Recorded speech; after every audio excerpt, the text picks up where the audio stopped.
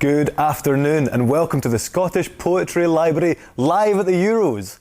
In advance of all of Scotland's fixtures at this summer's tournament, we're bringing pairs of poets here to the Scottish Poetry Library on Edinburgh's Royal Mile. In advance of the massive clash against England on Friday, we've got two of the best performance poets in the business, Victoria McNulty and Kevin Williamson. They're going to give us their work and have a chat about the national game here in Scotland. So without further ado, let's roll the intro clip and go and meet the poets.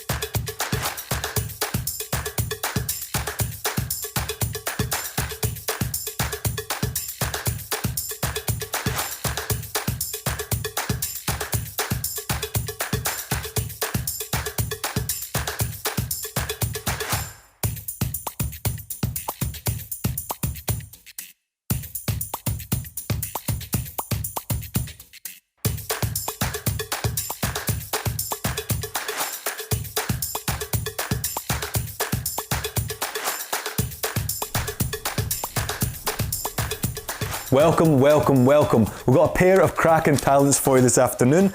Poet and spoken word performer Victoria McNulty. How are you getting on, Victoria? I'm grand, how are you? Yeah, top of the bill, top of the bill. Delighted to be here. And we've also got High Hegian of Niall Riki and poet and performer himself, Kevin Williamson. How are you getting on, Kev? Good. Aye, looking forward to Friday night. Yeah, me too. I'm feeling fairly optimistic for absolutely no reason.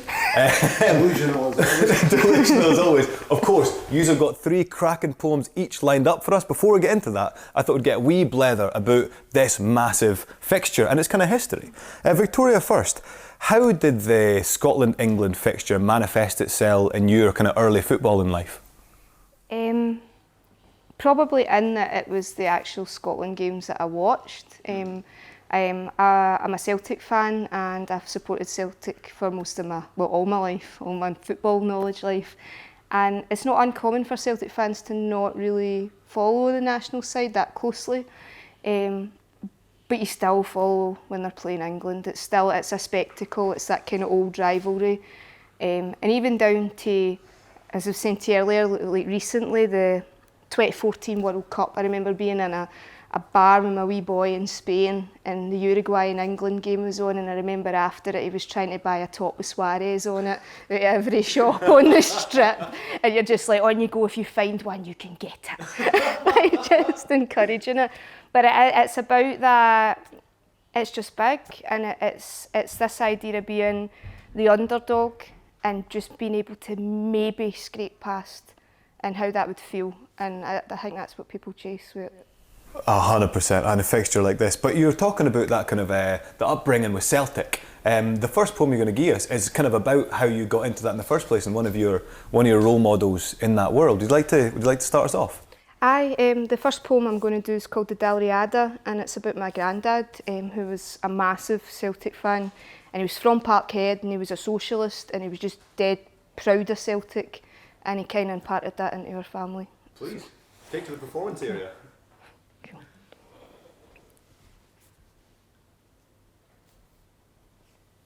I only knew him to walk to him. Bob feet, bandy legs, arms out across the floor, you see, I was adored. And I remember him, this sepia picture, a spectre, a starched shirt and braces and black brill-creamed hair. But I don't remember him. I heard I would have liked him. He's green and white across the chest, his red calmy heart, he was a worker and ahead of his time. He had no time for religion or self-segregation. He said a man of opinion should keep himself right while minding the rights of others. And he loved to haggle. For a diamond chip ring, a 8-track player, he'd play Layla on repeat on Dolby surround sound and drive my gran wild, but God, never in a good way. His local was bulldozed in my infancy and gained family affinity for the multitude of pictures we have of him taken there. No ice in that whisky. Its mythical importance comparable to that of Jock Stein or horses. And I've heard that I'm like him. My swing, a blind indifference to bloody persistence, that devil's advocate in the room, but I don't remember him. He's like one of the legends where you're not sure if it's true, but it rings true to you. So maybe he lives on in the bones of my son. With his unchecked popularity and his tendency to infuriate through charm and tranquility, his affinity for all things technology. So if I had a day with him, I'd say, come on to the Apple store, it'll blow your mind. We can go to the Barras, buy some knockoff DVDs. I know this pub there, it doesn't have ice, so that'll not be a problem. But we should eat too, and I don't know what you like to eat, I don't remember you. But I heard that he loved me. Being a granddad, retired after years of heartache and graft, suited him, and he loved me. So although I don't remember him, that's all I need to know. Yeah! That was cracking. Thank you. Thank you. Kev, yourself, you're from the far north. You're from Caithness originally. You grew up there. So you were telling me that there's a kind of a different relationship with the national team than what would Hay doing here. Tell us a bit about that. I don't know how different it is, but it's fanatical. You know, it's real hardcore, everything. You know, when we've grown up, Scotland, England, and April, home international meant everything. You look forward to it from Christmas. It was just like, it's this huge fixture. And people take it seriously and go with it, man, really go with it. So yeah, it's Thursday's a real hardcore Thursday. It's a real football team. Do you think, does it kind of help you guys feel more a part of stuff? Like, given that there is that geographical separation, do you feel like being part of the national team, being part of the Tartan Army, helped you feel more inculcated into the whole Scottish thing? Partly, yeah. Always were the first feelings of being Scottish were in Scotland England matches. That's where they first began, really. You know, Thursdays is the farthest away you can get from London and the Scottish mainland for any tune. So you know that was down there. We were up here, and you know, we wanted to beat the English every single time. It was life or death. It felt like at the time, you know. Still does, actually. we'll get on to Friday's fixture a wee bit later on. But first of all, one thing you tell me about the footballing life up in the far north is that you maybe haven't produced as a region the great players you should because of the bevy. And that does hold folk back a wee bit. It does, I mean, there's been one or two. Gary Mackay-Stephen, he's a big footballer, great footballer. He's from Thursday High School. His dad was a year above me at school, actually. Brilliant footballer, a guy called Brayside. Like the pint. could have gone as far as Gary Mackay-Stephen. You know, the culture up there doesn't let you get away from the pubs. No. He's a brilliant footballer and gifted. So it's came in the family. You know.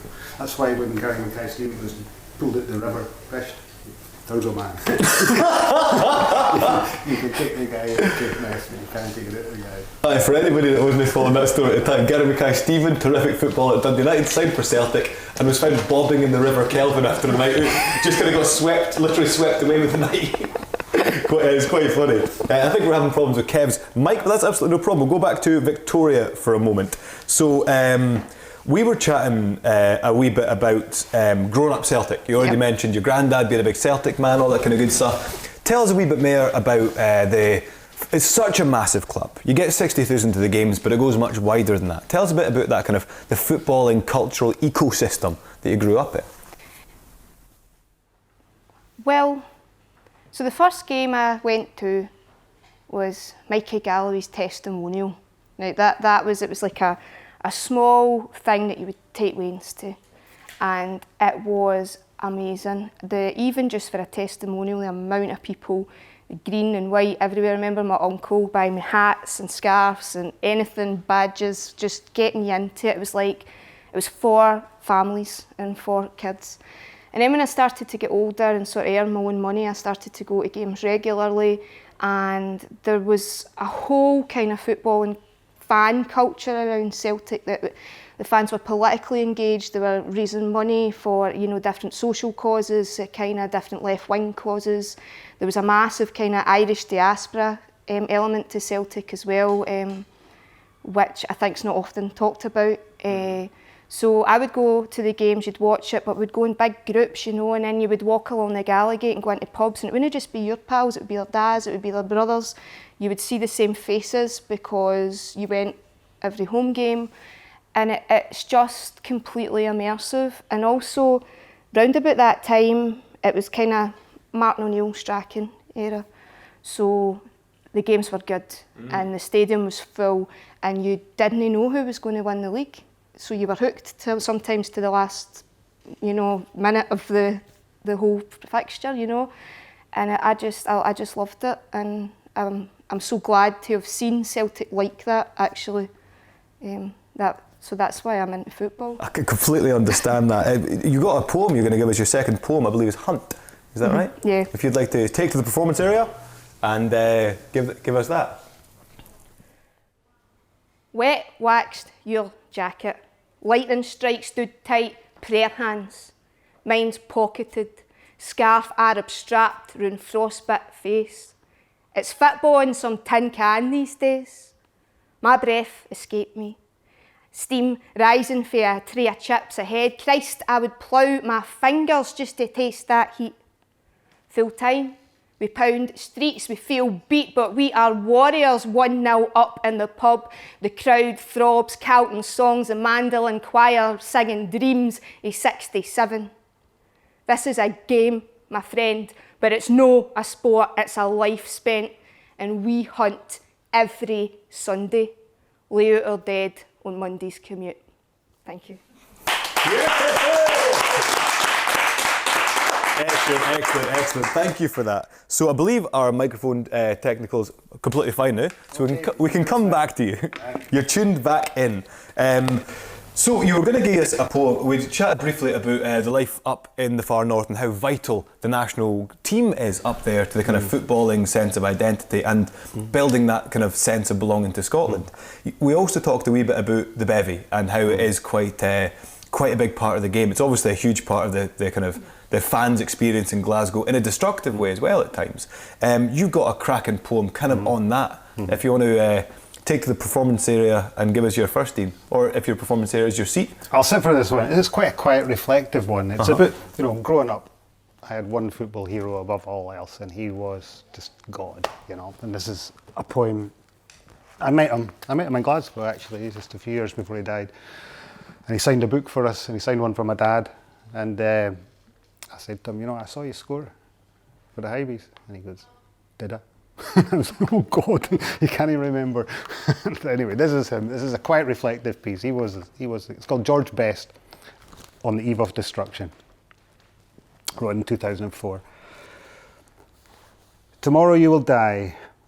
The whole world knows this, and there are no more excuses. How will the scales cope? The good, the bad, the foolish, and Homeric are all there, weighed in grams and shrugs. Where did it all go wrong? Your epitaph and noose, hung beside an old pair of ruby slippers. But your gift lingers on like perfume conjured from the dreamiest Belfast air. In terminal decline, you scored 3 times for the Hibs. 1980. I saw one. You cut in from the west stand, stepped to the right, perfect balance, body weight on your left foot, flashed a thunderous shot into the Celtic goal. Some things last forever. Thank you.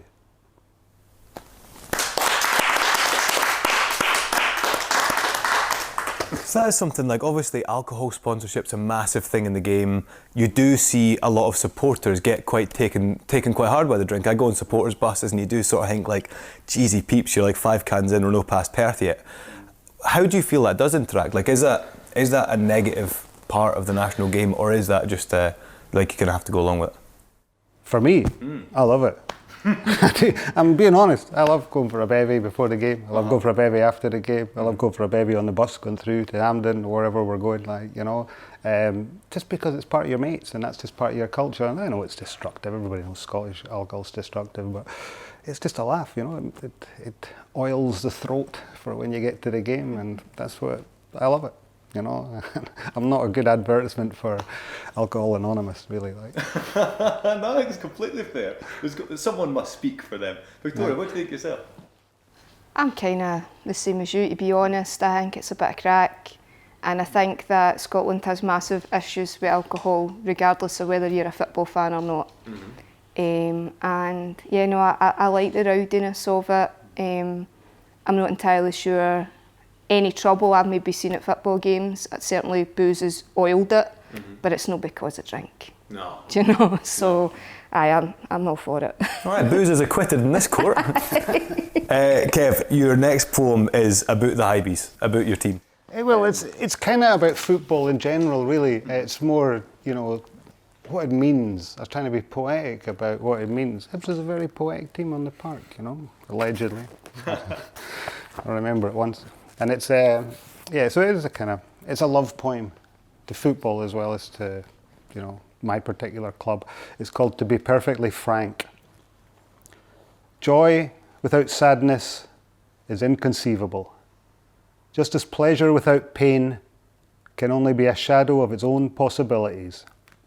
Likewise, I need Scotland framed by the neighbours from hell, and my heart torn out by your own fair hands. This is why I stand at Easter Road on a winter's night, with poetry and love in my soul, the moon and the stars in a velvet sky, a world of infinite before me, a world of spectacle around me, and shout, with all that's beautiful and perfect about the human race, get into those Jambo bastards!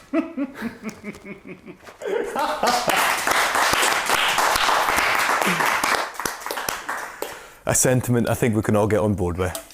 So, it's something I'm really interested in speaking to you both about. Thank you for those, by the way. Those are really enjoyable. Brace yourself and get your seatbelt on for Kevin's final poem of the evening as well. But I'd like to chat to you both a wee bit about this Euros. Obviously, this is my first time as an adult seeing Scotland at a major tournament, and I'm slightly taken aback by how corporate it is. Like, Scotland to me is, like, Scottish football to me is quite a working class game. Like, it's paid for by tickets, like, it's paid for by us going to the games, that's its lifeblood. How do you feel, Victoria, first, about that relationship between, like, the working class game and the kind of corporate nature of the national team at these? I'm not sure how much of a meeting in the middle it can have, actually. I'm not sure how much corporate interests can meet the real desires of football fans.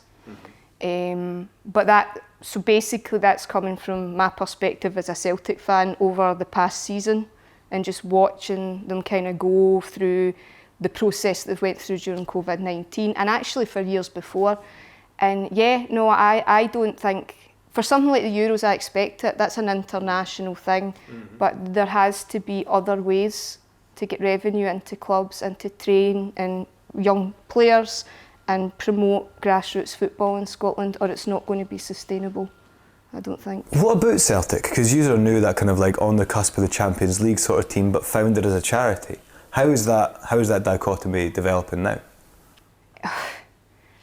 Yeah, I mean, I don't know how much Celtic's original kind of Brother Walfred ethos is kind of coming out and how it interacts with the communities round about it now. And that's kind of all I would say on it for my own sanity. But yeah, I think Celtic is at risk of becoming like almost like a Man City type club where there's fans and then there's a club and there's no relationship between. And personally, I don't really want to see that. I don't think that that's what it's about. Kev, at Hibs, you are scaled down for Celtic. Absolutely no offence intended. Just a wee bit smaller club. Do you feel that the relationship's a bit more pure? Is the club still kind of for the fans, by the fans? I don't know. I mean, it is. The fans go along. We make the football. You know, it's the fans. It's what it's about.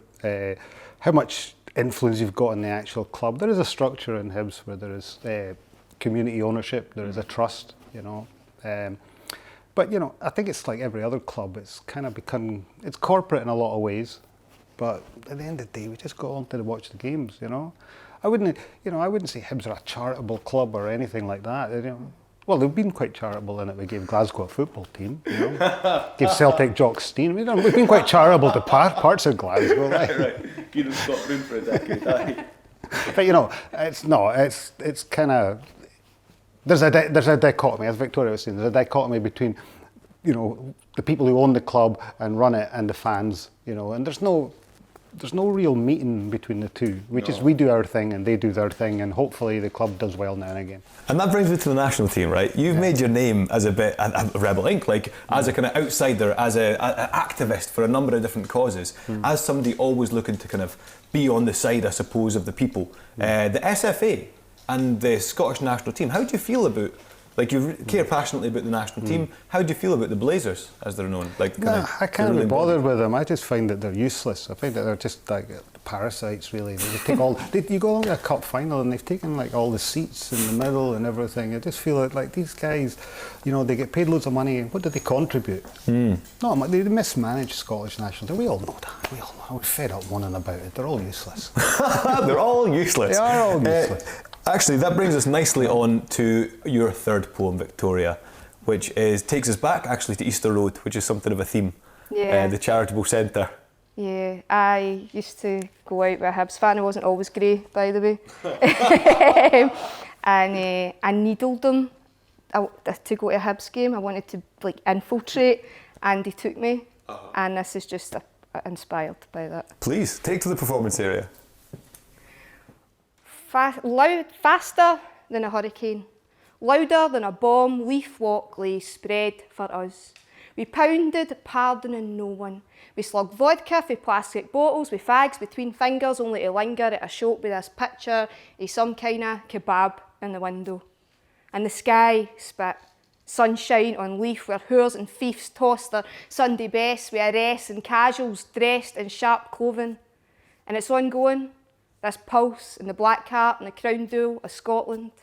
And then through the turnstiles, I'm up green stairs with a rush of hamburgs and bucket hats sat between snare drums and flags. These stander-ups and 6,000 hands go to remember the fans.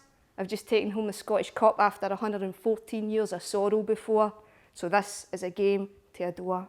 The pub's floor, lined with tiny Victorian tiles like a middle-class pantry, but with a green heart mirror behind a rotten gantry, and the chat swings for boozed up kickaboots and whose uncles knocked whose teeth out.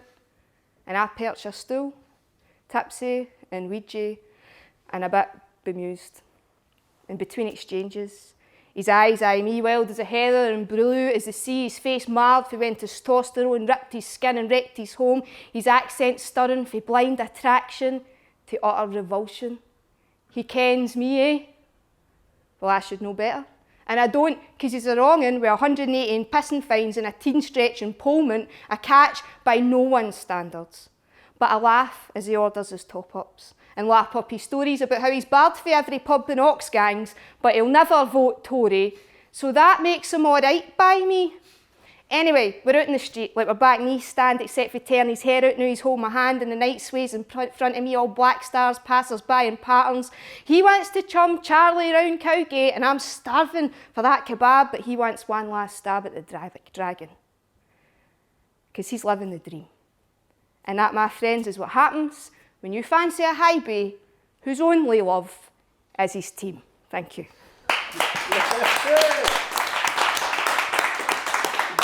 Great, thank you. We do have a final Hibs poem which we'll go to just shortly, but I thought I'd first chat about this game on Friday. It is massive. How close? You've both seen your team extremely successful. How big would this be if we go down to Wembley and roll England? And how big would that be in your footballing life? Would it be the pinnacle at the Euros? No, 2016 was the pinnacle. I mean, what happened then? Victoria mentioned. That was, everything else is downhill after that. But this would be huge. This would lift everybody in Scotland. It would just be an amazing thing. It's a huge game. We've been there before. I'm old enough to remember all the Scotland-England games in championships and qualifiers, and I remember 96. Oh God, I remember 99 and the highs and lows of those two legs and all that. So, you know, but this is huge. This is huge. This is us back. After 23 years. So we want to make an impression. And honestly, if we beat England, I'm happy. You know, if we qualify, you know, we probably will if we beat England. You know, but if we beat them, that would do me. I don't want to draw. I want the players to bleed for Scotland on the park. It means a lot. I feel actually that might be a nice time for your final poem. Okay, yeah. It's not a Hibs poem. It's not. It's I thought, well, it's all very, you know, Scottish content. So I thought I'd do a little bit, something from an English poet about England, and something to balance it out a little bit. It's a short poem by Kit Wright from Oxford, and there's some sentiments for the game. It's called. It's in this book, Staying Alive, Blood Axe. It's called Everyone Hates the English. Everyone hates the English, including the English. They sneer at each other for being so English, So what are they doing here, the English? It's thick with the English, all over the country. Why? Everyone ever born English should shut up or fuck off or die. Everyone ever born English should hold their extraction in scorn and apologise all over England for ever at all being born, for that's how it is being English, fodder for any old scoff, that England might be a nice country if only the English fucked off.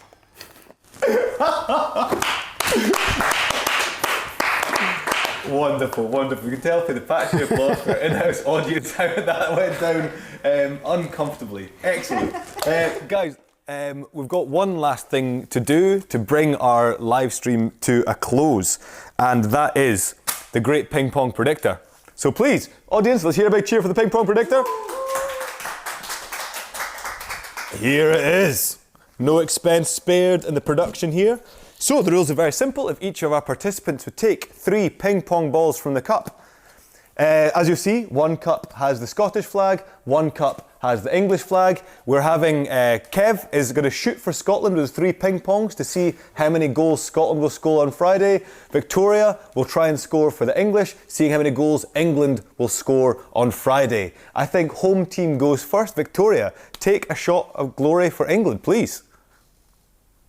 Oh, and it's wide, it's wide. Scotland have the chance to take an early lead. Oh no, it's off the post. It's 0-0. Here comes England again, and it's miles wide. It's got even worse, Kev. And it's 1-0 Scotland. 1-0 Scotland. Can England drag back into it? Oh, it's an own goal. It's an own goal. It's 2-0 to Scotland. And it's 3. Guys. Well, there you have the Scottish Poetry Library's score prediction for the Scotland-England game on Friday. It's 3-0 Scotland, Nisbet to score first, England with an OG in the second, and then a third just to round things out. How would that feel? Victoria, how would you feel with the 3-0? That'd be brilliant. I mean, fantastic. Would maybe be a little damage. Kev, you'd settle for a 3-0? Better than sex, Archie. Well, guys, we'll be back here in the Scottish Poetry Library live again on Monday, building up to the final game for Scotland final game in the group stages for Scotland. We may well qualify yet against Croatia. So join us again on Monday at 5:30. That's with Julie McNeil and Jim McIntosh. I'll see you then. And for Friday, come on, Scotland!